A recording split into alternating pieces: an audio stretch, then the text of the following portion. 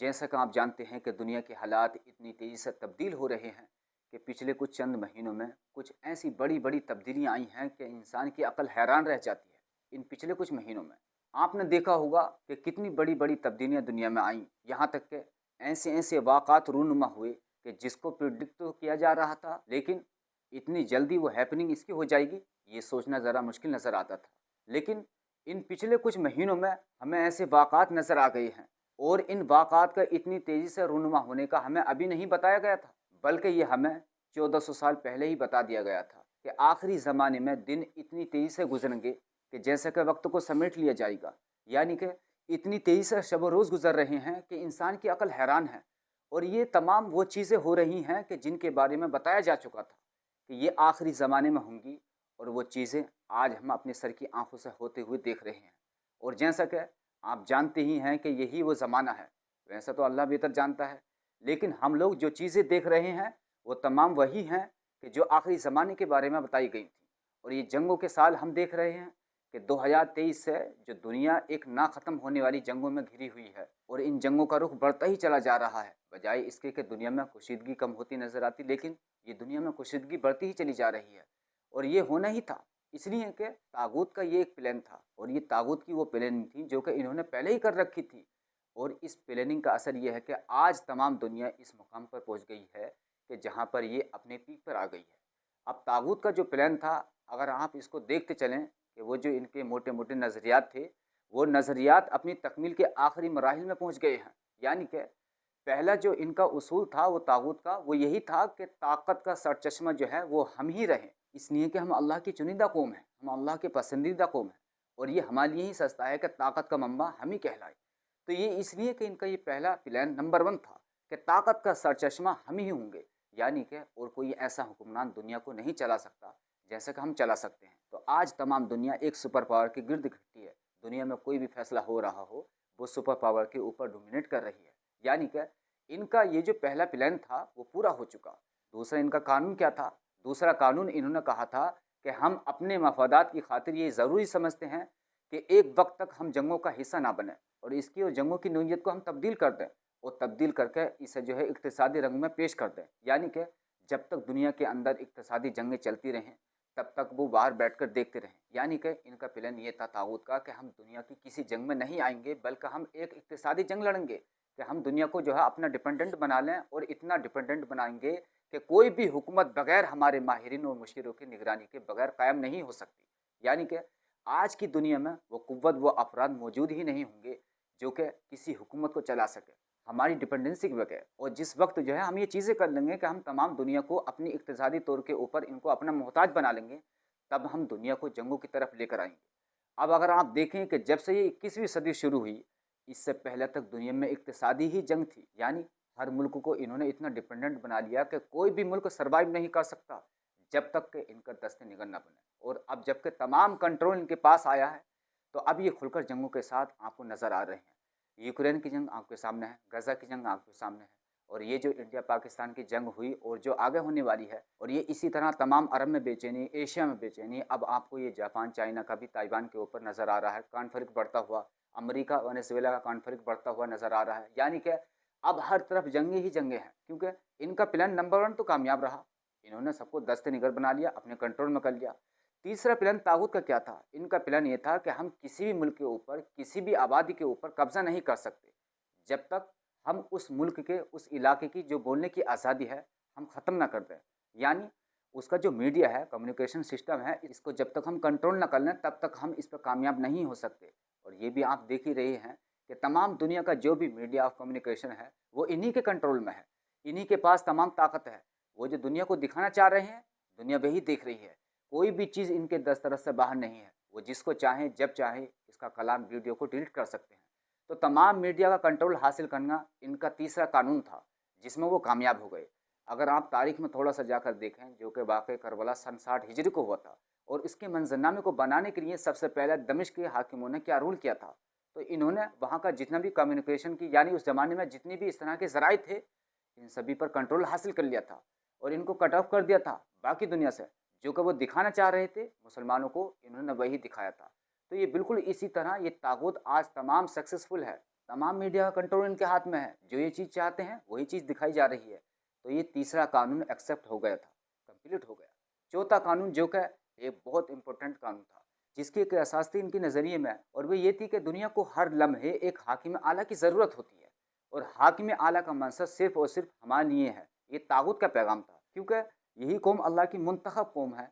इनका क्लेम यही है कि हम अल्लाह की मुंतखब कौम है और हमारे अलावा कोई और नहीं। और इसको इन्होंने जो एक प्लान तैयार किया कि हमने इस अमल को कैसे इम्प्लीमेंट करना है, यानी हमें तमाम गैर यहूदियों की तालीम इस अंदाज में मुरतब करना है कि इनकी कुव्वत फैसले को कतई तौर पर ख़त्म करना है। और ये जब कुव्वत फैसला ख़त्म हो जाएगी तो हमारे बताए हुए रास्ते पर चलेंगे। तो अब ये जो चौथा कानून था कि हमारे ख़यालात और कुव्वत फैसला ख़त्म कर देना है। तो अगर आज हम दुनिया को देखें, खुसूसन मुसलमान माशरे में अगर आप देखें तो मुसलमान माशरे के अंदर कुव्वत फैसला ख़त्म हो गई है। आज आपको हर शख्स परेशान नज़र आ रहा है, हर शख्स परेशान है, हर शख्स फैसला करने से आरी नज़र आ रहा है। कौमें बगैर लीडर्स के चल रही हैं, इसलिए कि लीडरशिप तो पैदा ही नहीं हो रही है। फैसला करने का अमल जो है ख़त्म होता हुआ नज़र आ रहा है। यही वजह है कि तमाम मुसलमान मुल्क भी अब इनके साथ चल रहे हैं। मुसलमानों के 50 मुल्क हैं, तो इनमें से 50 मुल्क इनके नज़रिए के ऊपर चल रहे हैं, तागूत को एक्सेप्ट कर रहे हैं। और इस नज़रिए के बारे में हमें 1400 साल पहले ही बता दिया गया था। ये जो तागूत का चौथा नज़रिया था और जो इस्लाम का नज़रिया था, मुसलमानों ने उस नज़रिए को पशेपुर डाल दिया है। अब बड़ी आसानी के साथ तागूत जो है इस चौथे नज़रिए में कामयाब हो गया है। पाँचवा नज़रिया जो सबसे इम्पोर्टेंट नज़रिया है, पाँचवा कानून जो था तागूत का, और वो ये था कि वो चाहते हैं कि हमारे अलावा तमाम दुनिया के लोगों से, उनके जहनों से अल्लाह का तसव्वुर कतई तौर पर निकाल दिया जाए। यानी तमाम तागूत के ये जो अहल है ना, ये जो अपने आप को सुपीरियर कौम अल्लाह की करार देते हैं, इनके अलावा सबके जहन से अल्लाह का तसव्वुर निकाल दिया जाए और अल्लाह के तसव्वुर की जगह इनको मादी इक़्तिसादी ज़रूरियात और हिसाबी आदाद व शुमार में उलझा दिया जाए और सिर्फ इनके जहनों में मादियत डाल दी जाए।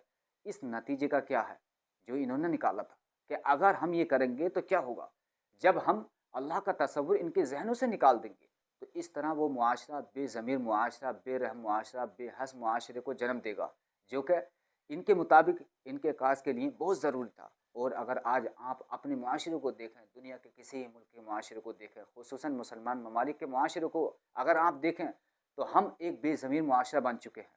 आज कहीं पर कत्ल व गारतगिरी होती है, कोई अगर आवाज़ उठाता है तो मुसलमान खुद उस आवाज़ को दबा देते हैं। हम बेज़मीर बने बैठे हैं। कहाँ हमारा मज़हब ये कहता है कि एक इंसान की जान की कीमत इतनी ज़्यादा है कि तमाम इंसानियत की मौत के बराबर। अगर एक इंसान को नाहक कत्ल कर दिया जाए, लेकिन वो तमाम चीज़ें ख़त्म।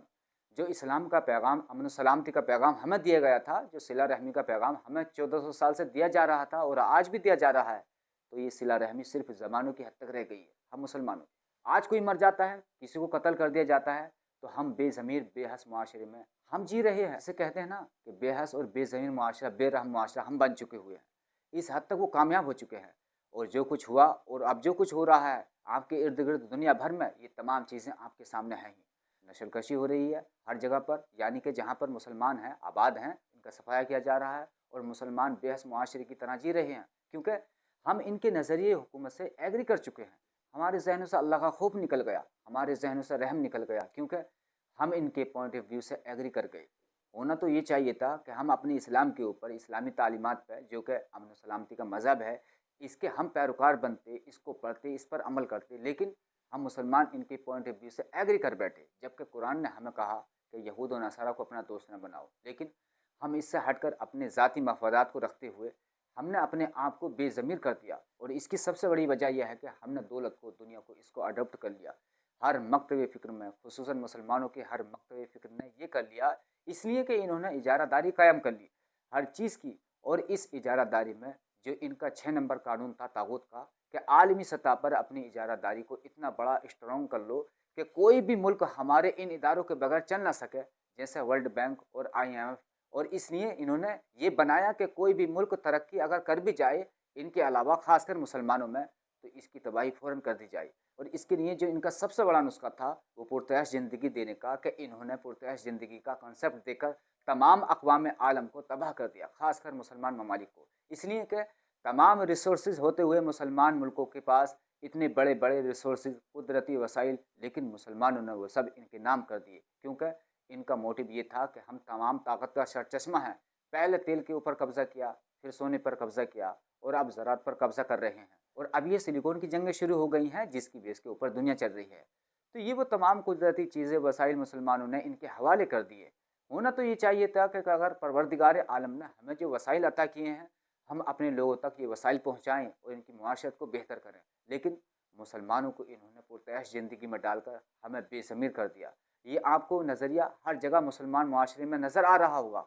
और ये देखिए माशाअल्लाह हज की तादाद भी बढ़ गई। हर वक्त ज़ियारत के लिए उम्रे पर लोग जा रहे हैं, जलसे हो रहे हैं, महफ़िलें हो रही हैं, मिलाद हो रही है। लेकिन इसका इम्पैक्ट मुआशरे में क्या आ रहा है? इम्पैक्ट मुआशरे में ज़ीरो है। बेहश मुआशरा क्रिएट हो गया।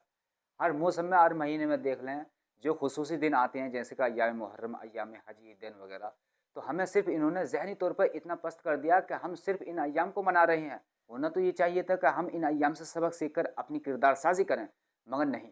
यही तो तागूत चाहता है और वो कामयाब हो गई। तागूत कामयाब होगा, इसीलिए इन्होंने पुरताश प्रोवाइड की कि कहीं इनके दिमाग में अल्लाह का खौफ ना आ जाए। और जब अल्लाह का खौफ आएगा, अल्लाह का कॉन्सेप्ट आएगा इनके दिमाग में, तो ये अपने उल अमर की तरफ जाएंगे। और ये याद रखना मुसलमानों, जिस वक्त में हम जी रहे हैं, हम लोग इतने खुश नसीब हैं कि हम इमाम मेहदी अलैहिस्सलाम के ज़माने में जी रहे हैं।